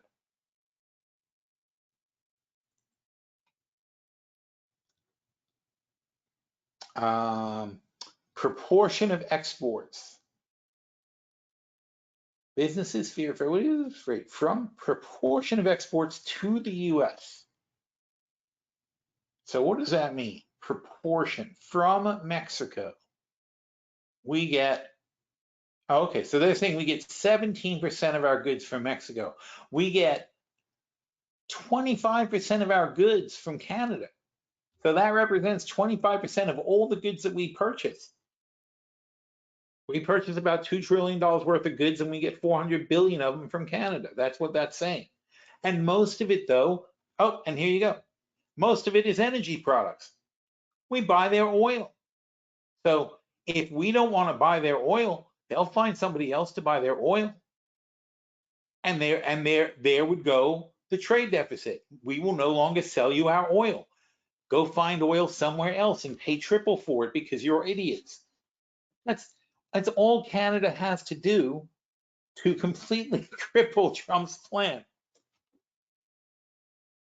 All this other stuff, they could find other buyers for. But energy, all they have to do is tell their ships to not go this, or like shut off the pipelines and sell their energy elsewhere. The global market will happily absorb it. And again, it's what they call fungible. In other words, we'll still buy oil, we just won't buy it from Canada. It will be more expensive because it's very easy and cheap for Canada to transport oil to us. There are no middlemen. Canada sells oil down to the United States pretty much directly, and it gets sucked up here. So it's a pipeline from Canada where it's pulled out of the ground to America where it is burned. But instead, Canada just says, oh, you know what? We have hundreds of other potential clients for this oil. We will start selling to them, and you will start importing your oil because we're not going to use less oil. So we will be forced to pay any price to make up the Canadian oil that has been cut off. Canada will lose nothing selling their oil to Japan or China or other countries who buy tons of oil all the time. And China and Japan will simply not buy the oil from the most expensive. See, what will happen is China and Japan will simply not buy oil from the most expensive sources that they buy oil from. They're going to say, oh my God, look at this. There's a couple of million barrels a day of oil, 3-4 million barrels a day of oil that is now available from Canada. Let's buy that. It's cheaper than the oil that we get from country X and country Y and country Z. And therefore they will terminate their contracts with country X, Y, and Z. They will begin filling it with Canada. They now have a contract for 5 years to buy Canadian oil, and the US will no longer be able to buy the Canadian oil because obviously if we're going to start tariffing it and changing the prices, we've broken our contract with Canada. They are free to sell their oil elsewhere and get proper prices. So that's how fast this can all collapse on Trump, because as soon as that starts happening, he's lost all leverage. And once it gets to the point where Canada is signing 5-year contracts to supply China and Japan with oil, all of a sudden, all of Trump's plans are just down the drain, and now we've got to make 5-year plans. Oh, with Venezuela, like he just told Venezuela to drop debt. Then he's going to have to go begging to Venezuela to say, oh, we need that oil. We need as much oil as you can possibly send us because Canada's not giving it to us anymore. If Canada and Mexico both cut us off, we'd be so screwed for oil. And how much would it hurt them? It doesn't hurt them because see, there's that fallacy that oh, all the other countries are supplied. Where else would Canada sell their oil? That's not how it works. Canada sells their oil for a teeny tiny bit cheaper than one of the other suppliers, and obviously China, who uses as much oil as we do practically, they just start switching to Canadian oil, and they cut the more expensive oil, and that drifts out to other countries that need it. What's the country that needs it? Us, because we just lost our frickin' supply of Canadian oil from our most reliable supplier, who we never worry is going to have a canal blown up or something like that. We're trading our incredibly reliable, cheap source of oil for oil that can be disrupted by rebels, oil that can be disrupted by price hikes from other countries, that they can retaliate against us so they can cut our oil supply and do things like that, which we never worry about with Canada or Mexico because we're all part of this family under the USMCA. That's what we're throwing away tonight. Complete madness. So Zephyr's report is saying why Canada and Mexico may escape full targeting. He's being logical. You can't assume. It says it's a strong deterrent against Trump taking unilateral action. The economic cost is 2% higher inflation and 142,000 job losses.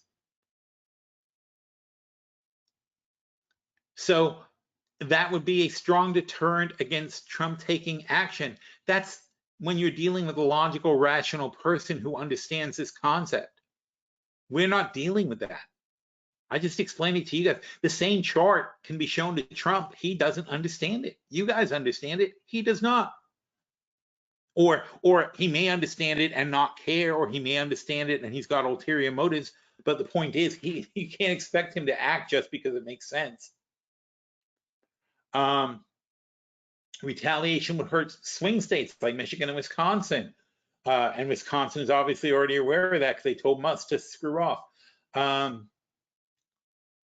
But Trump's somewhat friendly call to the White House suggests he's wary of alienating allies. Auto industry, Ford, GM, Stellantis have been lobbying him like crazy. Are they lobbying enough? Is there enough incentive on Trump's end to do something about it? We'll see. Trump is listening to lead. You know, I don't agree with this. This is non-cynical. I'm very cynical. This is non-cynical. And we had this whole article, which is a great article, by the way, that we wrote back on March 6th. Oh, I'm sorry. It's not an article. It's just a note that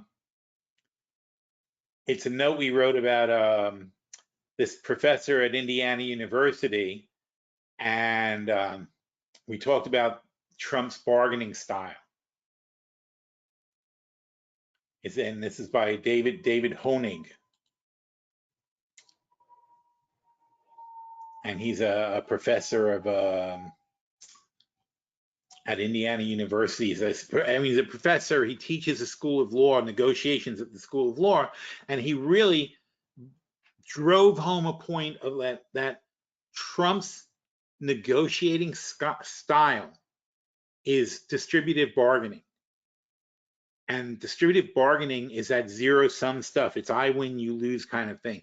And that's not how the world works. The world is integrated bargaining, where in other words, everybody needs to cooperate in order to make things better. Nobody can win, okay? If you try to win, everybody loses, basically. Even you, when you think you're winning, you're losing because you've destroyed the pie. You haven't split up the pie and gotten a bigger piece of the pie. You have destroyed the pie, and now nobody has pie.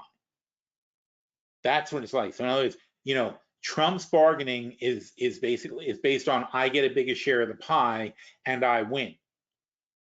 Whereas the reality of integrated bargaining, like NATO, for example, as a protection organization, You don't win by forcing NATO to pay more, by forcing other countries in NATO to pay more. You don't get a bigger piece of the NATO pie, or you don't get the same piece of the NATO pie for less money. What you do is you collapse NATO, and suddenly there is no NATO. And you haven't won anything, you've lost everything. That's the difference. And there's a reality to it. So this is a great little short thing that is very important to read. Anyway, and it's right there in the link. So it just shows the flawed strategy that he's pursuing, and it's really almost impossible for it to win. It can't work. It doesn't work in the real world. So, you know, Trump is likely to avoid fully targeting to prevent market drops and higher inflation, 2% higher than it is now, back to 4 or 5%. Job losses, retaliation, and that's the other thing. After tonight, we'll find out what kind of retaliation there is on top of everything else. And our currency is being devalued, and people are running to China. Another really important article that we wrote this month. A lot of important economic articles being written here. Was China is getting great traction with their digital yuan, basically. And the reason they're getting it is because all of a sudden everybody is panicking that the United States and the dollar are no longer going to be a stable place to put your money. And China has been trying to get people to join the system for years, and now everybody wants to join the system. China announced on March 17th the full integration of the cross-border payment system. We have a system called SWIFT in which things are transacted by dollars around the world, and that is now being replaced in 1/3 of the world by China's system. That's a huge shakeup. And what does that mean? That means that instead of trading things in dollars, like 100%, 90-something% of the global markets are traded in dollars, you know, commodities, oil, things like that, you know, that create a constant demand for dollars and strengthen our dollar, are now going to start being traded in yuan. On China's digital payment system, which is a vast, and SWIFT is an ancient system. SWIFT is from when computers were invented. It's a COBOL-based system, SWIFT. So it's terrible, and it takes 3 to 5 days to settle in SWIFT. China's got a system that's digital. It basically settles in seconds for 1/100th of the price. Of course, people are going to start switching to it. And if it works, and the countries that China has signed up already are successful, and then we go a few months, 6 months without an incident, 3 months without an incident, you're going to see more and more countries start signing on to them. And if you find out that they're 2% of the price and 100 times faster and just as secure and so on and so forth, all of a sudden we could fall out to be an also ran in the global exchange, and our currency will be unwanted. And if our currency is unwanted, how are we going to sell bonds, and how are we going to borrow $600 billion a month? Who's going to lend it to us, and with what money? No one wants your dollars, nobody wants your bonds. So this little game Trump is playing is not just about inconveniencing Americans or putting us into a recession or a depression. It's about destroying America's place in the global order. It's about giving leverage to Russia and China to supplant us on the world stage, to destroy NATO, to defang it, to take the power away, to create a system in which the dollar is not considered a primary currency anymore. This was unthinkable 6 months ago, and it's all happening now. And literally, he's going to go on TV and brag about it in an hour and a half. Yeah, it's freaking insane. All right. So anyway, so that's that article. Very important article.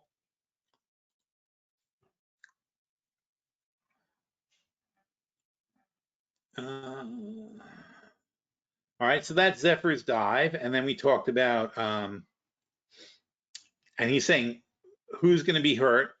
The auto companies, the supply chain companies. Canada can retaliate against NVIDIA and Supermicro for their chips. Utilities, staples, gold, treasury should do okay for now. And that's based on a panic situation. I don't know if I trust TLT. And then VIX calls, because obviously, how does the VIX look today?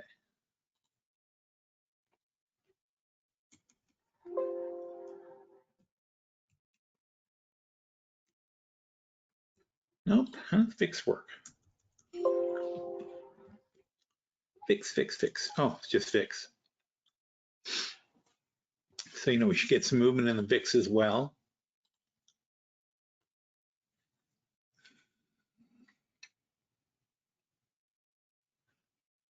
So announcement set 4 p.m. in the Rose Garden. Well, if it's in the Rose Garden, it probably won't last all that long.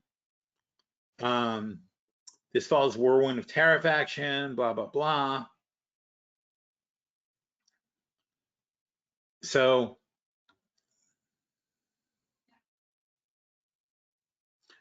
delayed for USMCA goods until April 2nd. But if he does this is what I'm talking about. If he does the USMCA goods and ramps up the tariffs on them, then you're forcing Canada and Mexico to retaliate. Then he's going to double to 20% on China, and they're going to retaliate. And the S&P has been cut to 50, 59 is still above where we are now. But still, I think that's a strong bounce. Basically, is 59.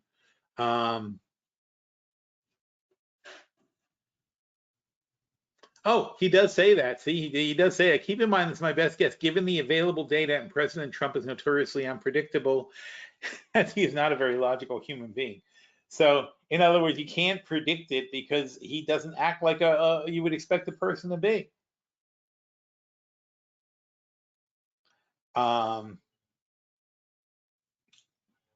So Trump's strategy, and we're all going to, we'll find all this out shortly. It is likely 20% on EU goods per Forbes, matching the tariff. Further hikes on China for semiconductors and electric vehicles, retaining the other tariffs. Obviously, he's not taking them away. Tariffs on steel and aluminum, energy. It seemed imminent. Oh, this is horrifying. Reading it again just makes me sick. De-dollarization may be delayed, used as bargaining chips given their economic ties. Japan could face currency-related tariffs. This aligns with Trump's pattern: big threats and then exemptions. Psychologically, he seeks media attention and voter approval, so expect announcements to maximize impact, but with wiggle room for talks. Trading partners' reactions. Trading partners won't play Trump's game. Canada and Mexico are retaliating and may expand to agriculture and energy, given the USMCA stakes. China shifting soybeans to Russia. See, again, this is what I'm talking about. Other countries just say, well, you know what, screw you. We'll buy our soybeans and stuff from somebody else. We don't need you.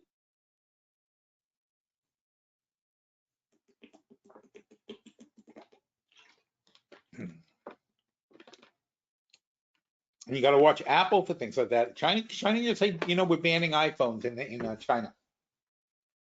And that will open up 1/3 of the market to other companies. The EU is delaying retaliation to April 13th, and then they've got, this is 50% on whiskey and motorcycles. Weird. Not good for Harley Davidson, giving out 4% trade share. Trump might avoid full escalation given the auto industry, but China and EU were pressure points, risking currency wars and NATO trust erosion. The repercussions he'd avoid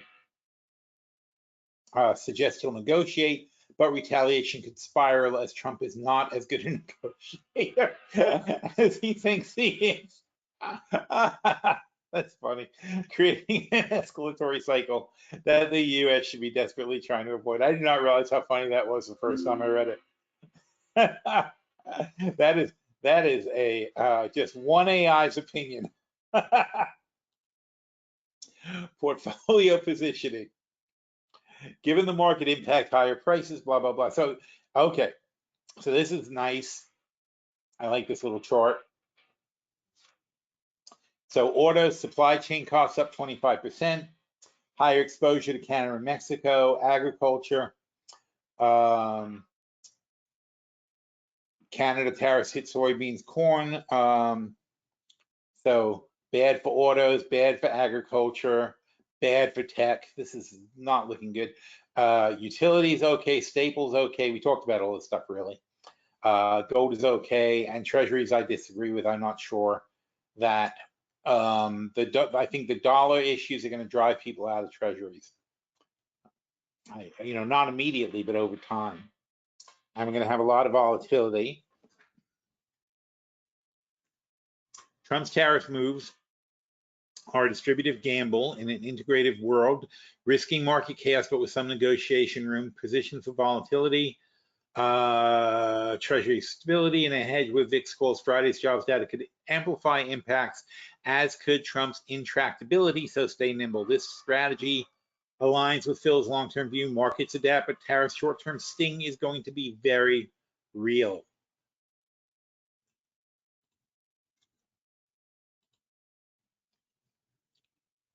And that then brings us to today. And now it is just about an hour before the official tariff announcements, and the indexes are, well, they're not really up much, are they? They're up a teeny bit. So we're just sort of drifting along. Everybody's hoping that Trump will be gentle. I don't see why people would believe that. And in fact, that's what we wrote about today. Because I said, and this is important, Americans are bad at math. They're also bad at understanding how tariffs work, and they're annoyingly ostrich-like when a tragedy like tariffs, and I'm talking us right now sitting here, ostrich-like, that we think maybe it won't be so bad. They told you they're going to announce tariffs. Trump has said over and over again how bad they're going to be and how he's going to get retribution for all the wrongs that were ever done to America and blah, blah, blah, blah, and whatever. It's like, there's no clever plan that Trump is executing here, and there won't be any tariffs, and we're going to win our trade negotiations, and everybody's going to renegotiate trade with us so that it's favorable to the U.S. and blah, blah, blah. It's not going to happen. We are not the 800-pound gorilla anymore. We are a country that is $36 trillion in debt, $38 trillion in debt at the end of this year. There's no stopping it. We borrow $600 billion a month from other countries in our debt auctions, in our note auctions, in order to keep the lights on in this country as we run our $2 trillion deficit annually. And now our interest payments on our debt are creeping up to $1 trillion a year. So we're adding $2 trillion of deficit finance, $2 trillion of an actual deficit, plus $1 trillion of interest paid on our debt. Okay, all government spending before Trump took office was $3 trillion, maybe $4 trillion tops. Now that's just the interest on our debt and our additional borrowings every year, with a $7 trillion total expense budget annually. And it hasn't been cut at all. In fact, the Doge cuts have been detrimental so far. We've the IRS looked at what Doge is doing and said they've cost this country $500 billion so far. So far, in one quarter, in 3 months, Doge has cost $500 billion in disruption of economic activity and lower payments and government outreach and so on and so forth. It's cost the country a net $500 billion. And all their savings are based on, whenever you hear Doge talk about savings, they're talking about what they'll save over 10 years. And they've gotten nowhere so far. And I said, see, even as you're reading this, you're hopeful that it will work, and that's typically American. It's not the first time someone has thought of using tariffs to win politically. Tariffs have been tried and tried and tried since the dawn of time. It's just that they haven't been tried in a long, long time because we learned our lesson that tariffs don't work. That's why they haven't been used in a long time, not because we forgot about what a great tool they are. We use screwdrivers every day because they work. We use hammers every day because they work, right? We stop at red lights. We make lights red because that's what people stop at and they're used to it and they work. So tomorrow we're going to make more red lights because that's what we do when we want people to stop. Tariffs, on the other hand, we gave up on decades ago because they don't work. And we learned our lesson and we said, you know what? This does not work. This is a terrible thing to do. So I said, only somebody who doesn't know history and can't even read a briefing would want to do tariffs. And that's the guy who's in charge. So then I had Bodie check me out. And all I say to Bodie is, I said, here's what I wrote so far. You go ahead I said, go ahead and follow up however you want. I always tell him however you want. He knows he can totally disagree with me. He says, your frustration with the resurgence of tariffs as a tool, despite their documented failures, is justified. Let's unpack it. So I didn't expect him to talk about the math literacy, but he did. The US is 38th in math, below Russia, Vietnam, and most of Europe, obviously below Europe. Yeah, it's so embarrassing. When you talk to Europeans about school stuff, it's like really, really embarrassing how much you don't know. You don't realize how much you don't know until you talk to a European.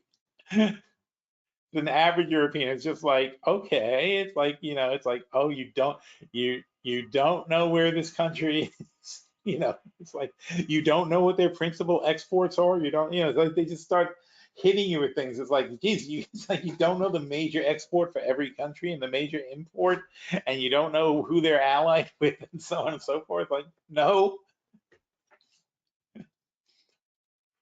So anyway, yeah, only 22% of the US adults can interpret a table about tariffs. 22%. Remember that nice little table we just looked at? If you could read it, then you are smarter than 4 out of 5. That's really sad. And that's why it can be, but this isn't a bug, this is a feature to the, and I don't want to sound like I'm picking on them, but to the freaking Republicans and their whole goddamn Project 2025 stuff, it's based on the fact that they can talk about this stuff and nobody understands what they're talking about. So no matter how horrible it is, people are like, oh, okay. Like that Pete Davidson character when he just goes, oh, okay. Uh-huh. Because they don't understand a freaking word that's being said to them.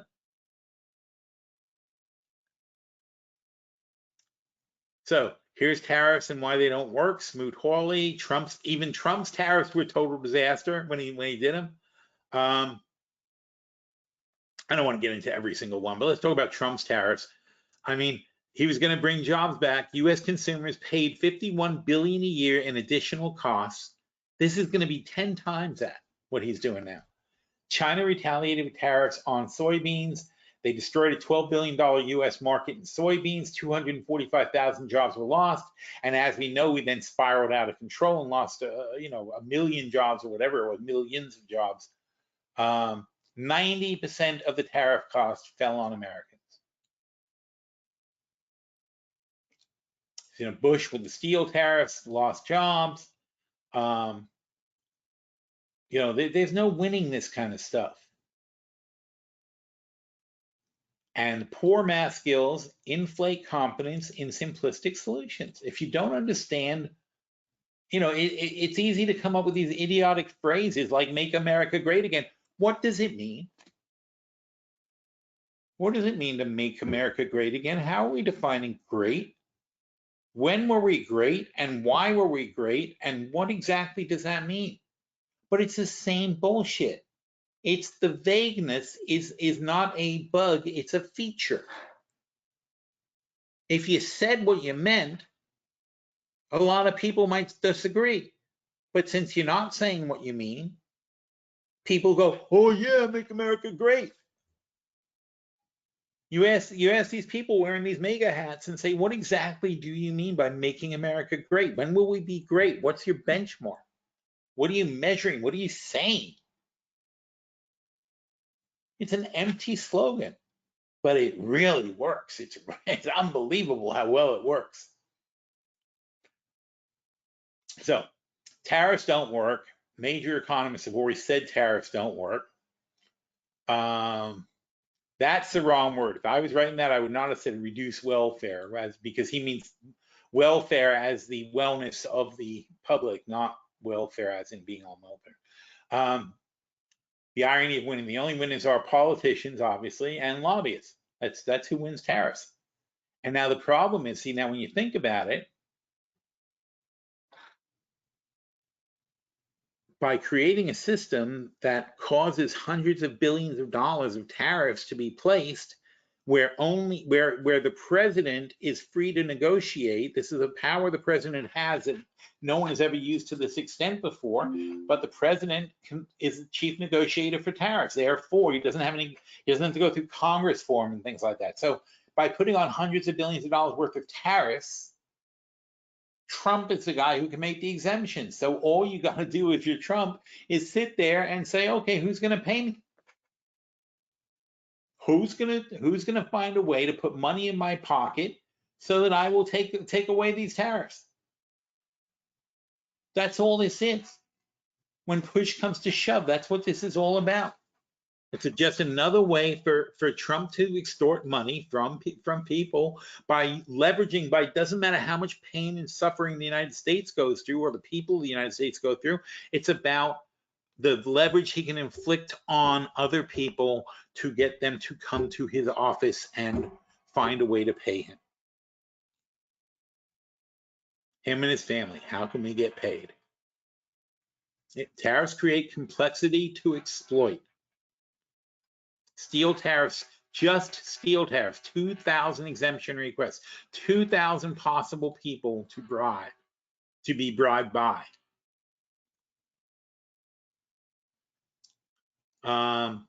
Grant Secretary said tariffs are contrivance to make the poor poorer and the rich richer. Oh, that's another thing about the tariffs, is because, again, you go to the Congressional Budget Office, if you are projecting that your tariffs are going to generate $100 billion a year worth of revenue, then you get to say you've saved $1 trillion.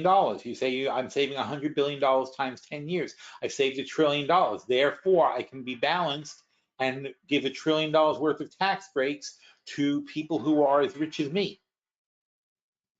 And that's balanced because I'm only giving away $1 trillion in tax breaks. And even better, you say that you're scoring in the CBO report, you're scoring $1 trillion in savings at $100 billion a year for 10 years, but you can then take $250 billion a year for 4 years as your tax cut, and that sunsets in 4 years. Therefore, it only costs $1 trillion, and the two cancel each other out. Yet you are bringing in $100 billion and giving $250 billion of breaks to the top 0.1%. And you're saying it's going to expire in 4 years, but then when they try to expire it, like the Trump tax cuts from last time, right? When you try to expire it, it becomes a political football, and everybody starts screaming, "Why are you going to start taxing us? Why are we suddenly going to pay this money?" It's not you're suddenly paying the money; it's you're going back to the tax thing before America got ripped off 4 years ago. So now since that worked so well last time, he's doubling down on it again. And that's why, by the way, it didn't matter that Joe Biden got elected. It didn't affect any of these guys because he had an 8-year tax package. It was going to run out this year, 2025, but now he's not only renewing it, but he's adding another massive layer of tax cuts to it. That's how this game is played, folks. All right, so we'll find out what's going to happen. Here's the matrix. This is today's post. Here's the matrix of all the possible things that could happen. and then what's going to happen on Friday with the jobs and so on and so forth.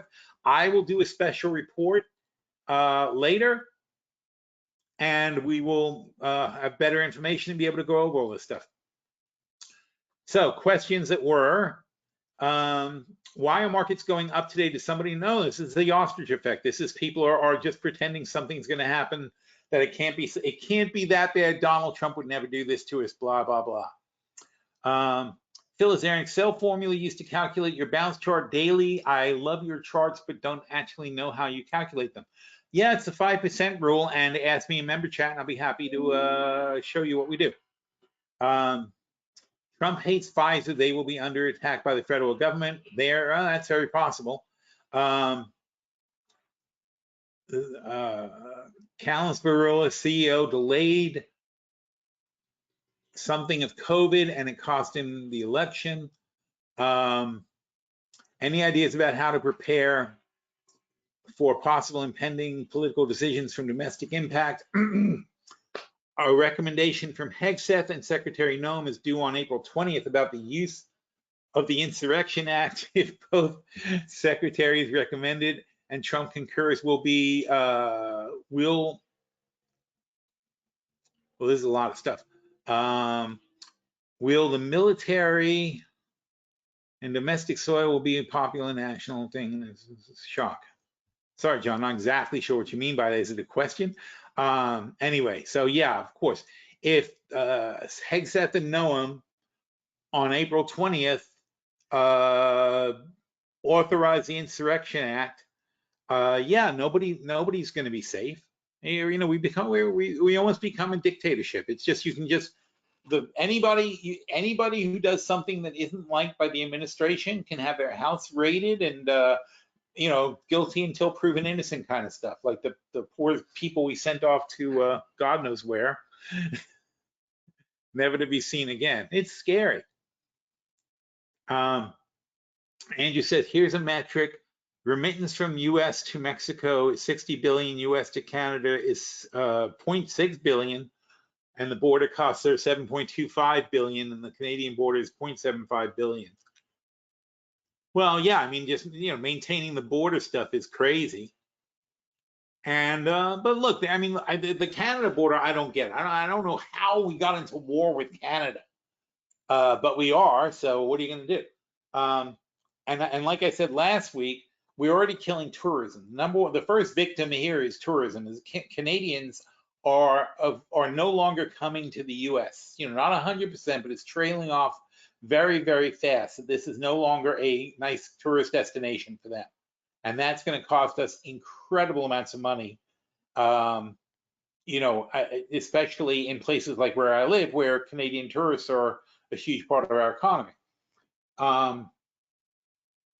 But all of America, Canadian tourism is a big thing. Then, you know, Mexico's always been a problem border because everybody from South America and Central America come through Mexico to get to us. It's not like Mexico are the bad guys. It's that Mexico is a country that is next to us, and therefore all the other countries, 30-something countries below it, are coming through Mexico to get to America. And so the border they cross is the Mexican border, and that's why it costs so much to defend it. And I'm not saying you shouldn't defend it at all, and I'm not saying we shouldn't have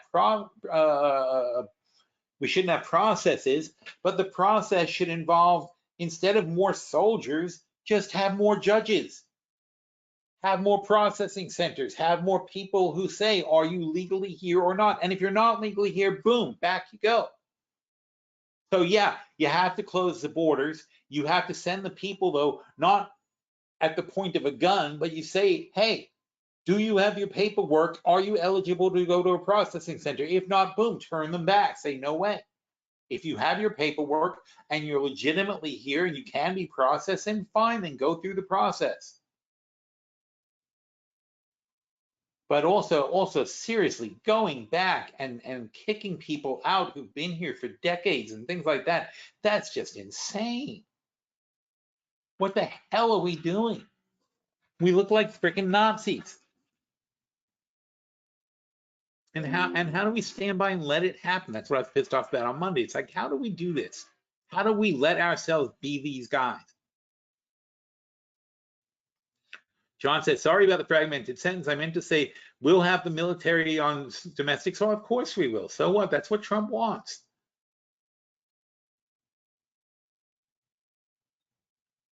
Are there any hedges? We just adjusted our hedges in chat and got a little bit more aggressive with our hedges today. Not much, but just a little, because I'm concerned we're going to have a very sharp drop tonight. And we'll find out later. We'll find out tomorrow. I should probably do a whole nother seminar. But this one's over, so good night and good luck, as Murrow used to say. God knows what's going to happen, but it'll be interesting. So I'll be around this evening. I will certainly be working the phones or whatever. All right, have a good day, folks. We'll do it again next week if the country's still here. We'll see. Take care.